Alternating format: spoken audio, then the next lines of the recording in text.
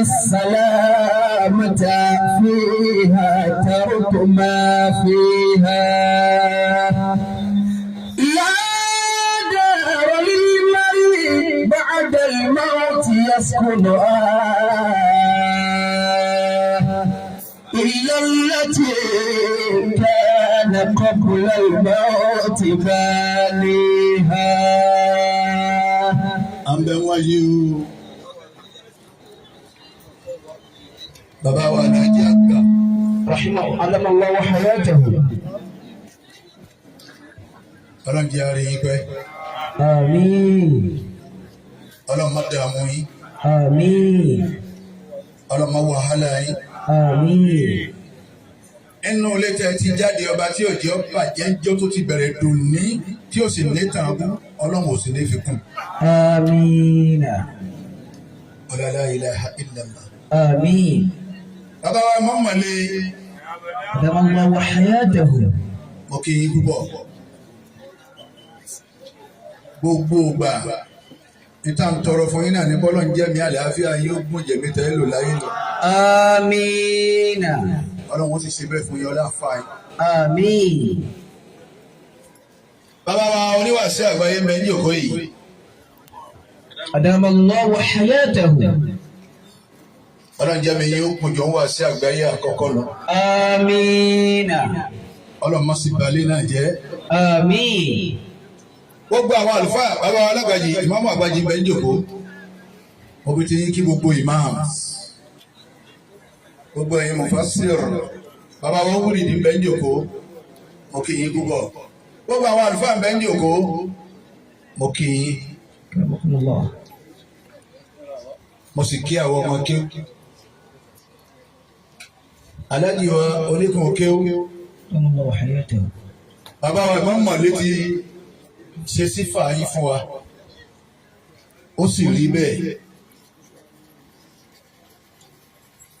Wọ́n fẹ́ lòmíì lálàjẹ́ kò sì ní ṣe déédéé rẹ̀. Bàbá wa mọ̀mọ́ lé ní Oníkun Kewu. Wọ́n ló sì ṣe déédéé wọ́n ní kọ́dọ̀ ó tún tayọ ẹ̀. Àbàyẹn dúpẹ́ ọwọ́ àti gbẹ́ngbà wọn sọ àáfàá yín sì ń bẹ́ ń jòkó bàbá wa lájẹ́ àgbà ń bẹ́ ń jòkó. Inú tiwa náà wá dùn àwa tá à ń jọ máa kí ó. Mo kí yín púpọ̀ ẹ kú dágìrì. Bẹ́ẹ̀ bá ní ìyàwó tí ń gbádùn ẹ̀ tí ń ṣe hà tóun náà ń ṣe hò àfàwọn Oníkun Kewu. Bírú ìyàwó bẹ́ẹ̀ bá jáde láyé èèyàn sàárẹ̀ nù ọkàn. Gbogbo bí ìyá wa Ráfàtù máa di fún yín Ọlọ́run bẹ òun ò ní kú yóò di fún yín. Àmín. Ẹ̀yin ọmọ ìyá bẹ́ẹ̀ bá ń pè ẹ má sunkún bí ìgbà tí ń da gúgúrú ẹnu tí ń rún ni. Ẹ sún dáadáa. Ẹ lè rírù ìyá yín mọ́ láyé láyé. الموت لا والد يبكي ولا ولدا. Gbogbo àwa tí ìyá tiwa ti kú báyìí 1972 nìyá mi ti lọ. Mi bá rẹ ni tó tẹ̀lé ìyá rẹ̀ lẹ́yìn nípa làjà ìwọlẹ̀ ní kí n bá yíra bẹ̀ ṣé kí n bá yíra kíní omi máa bọ́ lójú èmi náà. الموت لا والد يبكي ولا ولدا. Ẹyọ wọ̀nyá wa rọ́bà ẹkún tòní nìkan kọ́. Ìjọba ẹ̀ bá ń ṣèyàwó abẹ́ ń lọ ilé ọkọ ànọ́dà ẹkún tó níjọ. الموت لا والد يبكي ولا ولدا. Ebi ìyàwó arábàtù ebi àwọn ọmọ tiẹ̀ ní. Ọlọ́run ò fi nájú yín. Ẹni wọ́n ń tọrọ ọmọ fún ó ṣèyàwó tán ọdún mẹ́ẹ̀ẹ́dógún ìyàwó ègbọ́ pa ń sì ń súnmọ́. Ìjọ Ọlọ́run tó wá sáábí ìjogún ọdún tó ti ṣèyàwó Ọlọ́run wá sáábí oyún dé. Ìyàwó náà ọ̀rọ̀ bí lọ́wọ́ báyìí ìrọ̀bí ọmọ ti yọrí ìta ìyá kú ọmọ náà tó kú.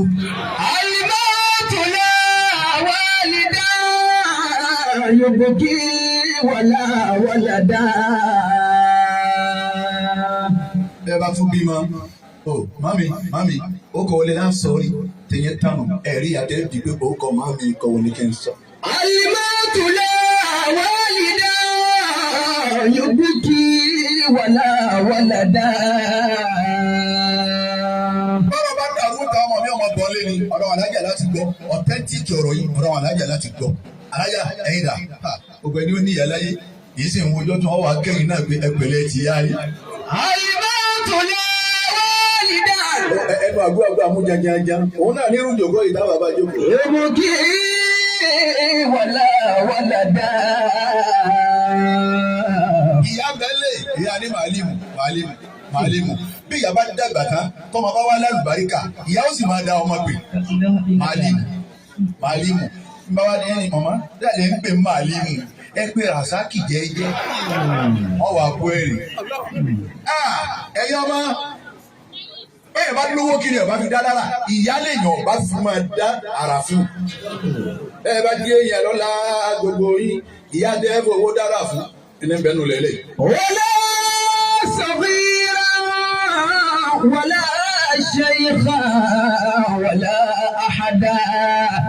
Wala saghira wala shaykha wala ahada. Ọmọ bí ìyá rẹ̀ àbá àwọn mọ̀lẹ́. Ọmọ ìwọ̀n bí ìyá rẹ̀ lé mọ́mí. Bẹ́ẹ̀ bá sí mọ́ kó láti wá sí láyé báyìí. Bí Iyawo Alfa Alfa Onikun Kewu bí Iyawo Alfa tó ti sí báyìí.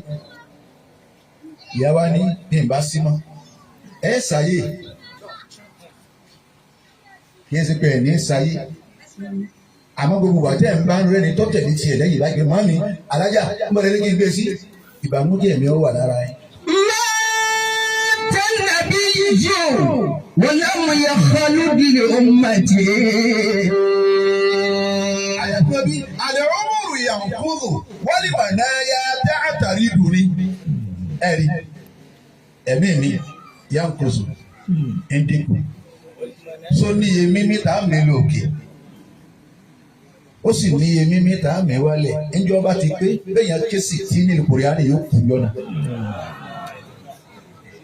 Safari ba'ida wa zadi la uballighni wa quwwati du'fat wal mautu yatrubuni. Adébọ̀rí bàbá àdájà gbàgbé jòkó bá a ti máa ké tá a máa fà á ní àrọ̀ra a sì ní táìmù. Gbogbo tó kù ti ń lò lórí ìlú òyìnbó bí ìṣẹ́jú máa ebi ká rárá wa létí ikú ni ta ni ọmọ pé kú mbẹ. Àròyé púpọ̀ ò sí ní wá sí ikú ta ni ọmọ pé kú mbẹ bàbá rẹ̀ dà bí bá sì ń bẹ ebọn ṣàdúrà kó o sí ni. Lil-mauti fina sihamu ghayru mukhti'atin. Bí yẹn bá wọlé ká kí wọn kọ́mọ́dà bí àfojúdi àwọn yẹn kí àfa wa dámẹ̀ gbòòrò àlẹ́ àdàbí. Àtàlájì wa Abdulrasaq àbúrò mi jídà bó ti ga gbọ́n náà ni àbúrò wa ni. Ẹ̀yin àfáàlẹ̀ máa gbé gbà náà ẹsẹ̀ mẹ́fà ní gbogbo wa sáà jídà yìí ní ẹsẹ̀ mẹ́fà abẹ́lẹ̀ mọ́ àní àfọ ẹsẹ̀. Lil-mauti fina sihamu ghayru mukhti'atin. Ọ̀nà wọlé ẹgbẹ́ bàbá òní kó ti gbóná tó bóun ni ó ti lágbára tó bóun ni kó ṣe kan tó tọ́lọ́wọ̀n ní ti ṣe ẹ̀rẹ̀ tí máa ṣe ẹ̀rín ọ̀jáde ń bẹ̀. Ọ̀sọ́gbọ́n kọ́ra wọn fóun tíra kan ti sọ kalẹ̀ gbogbo bó ti wù kíkó kan tó kú ti le tó bẹ́ẹ̀ bá ẹbí ṣẹ́jú mélòó kan ẹ̀ ọmọ kan sì ṣe kíní kan ẹ̀ sì kú ẹnu. Alájà Ráfátù gbogbo yẹn kí àfa wa gbẹ̀dẹ́ dùn nù ọlọ́mọdé ó gbó lẹ́nu. Amina. Àwọn amámọ̀lẹ́ èmi ọlọ́run mọ dá ikú mo sì dá ẹ máa bẹ. èmi ọlọ́run tó wá ń jẹ́ àjà hákà wá àrùká èmi náà lọ́bẹ̀ ẹkún èmi náà sì lọ́bẹ̀ ẹ̀rí ìnájà ni lọ́wọ́ bẹ̀ lójoojúmọ́ lọ́jà rẹ̀ ń máa lọ nínú ayé àwọn kan sunkún lọ́wọ́ báyìí àwọn kan rẹ́rìn lọ́wọ́ báyìí àbáwọn ní gòkè ọlọ́run kọ́ wọlé yìí tó wá sí fáwọn àyè ó yìí ti dùn yín ló ti pa yín lẹ́rìn kalẹ̀ àwọn ọmọ ti yàn wọ́n ti yanjú ọlọ́run jẹ́ wọ́n máa yàn lọ. Àmín. Ìyàwó Alfa ọlọ́run bá wa kẹ́ bá wa kẹ́. Àmín. Ọlọ́run bá wa yáfẹ́. Àmín.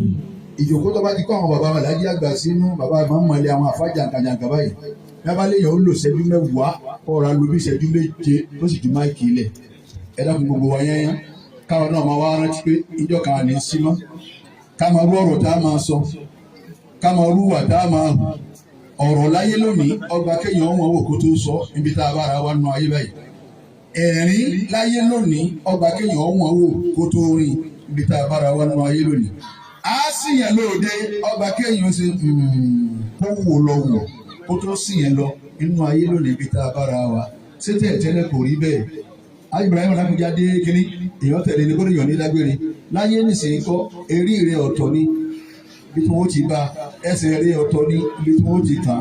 Torí náà mo kí Alfa Onikun Kewu Ọlọ́run má ṣe kú Iyawo Alfa Ọlọ́run má ṣe lákúfà lórí. Àmín. Ọlọ́run má ṣe lákúfà náà. Àmín. Ọlọ́run má ṣe lákúfà lọ́dẹ̀dẹ̀. Àmín. Ọlọ́run má ṣe kú Iyawo Alfa lákúfà ládùúgbò. Àmín. Ọlá Qur'anul Azim. Àmín. Gbogbo ẹ̀yin ọmọ ẹ ṣe ra yín lọ́ka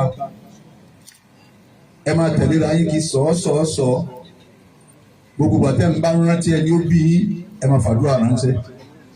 Gbogbo àwọn náà ẹni ọwáyé tọ́wá ṣòfò jù ǹjẹ́ ẹ máa òun lè tọ́ wáyé tí èkí wákàtí mara àwọn tó sì péré mùsùlùmí ọ̀wáyé eré bí wákàtí mara àwọn ọba ti mọ́ ọ̀la ọ̀wáyé eré ẹ dákun ẹ̀sìn ọlọ́run ló kù àpẹta àfihàn tó wọn. Àwọn ọjọ́ wà náà oní 120 oní 130 oní 150 inú wọn lónìí àwọ̀ ọ̀pẹ máa fi mountain bee 70 nísìlẹ̀ yẹn ọ̀tẹ̀ báyìí ńlọnu ẹni ọlọ́run bá tún bò ní 80 kó tún máa dúpẹ́ lọ́dọ̀ ọlọ́run torí náà kálukú ọmọ bọ́ọ̀lù owó ti ṣe á pàdé pẹ̀lú ọlọ́run gbogbo àrà tó bá wù á káfáyé dá wassalamu alaikum wa rahmatullahi wa barakatuh. Allahu akbar. Allahu akbar. Baba Alhaji Buhari wọ́n dán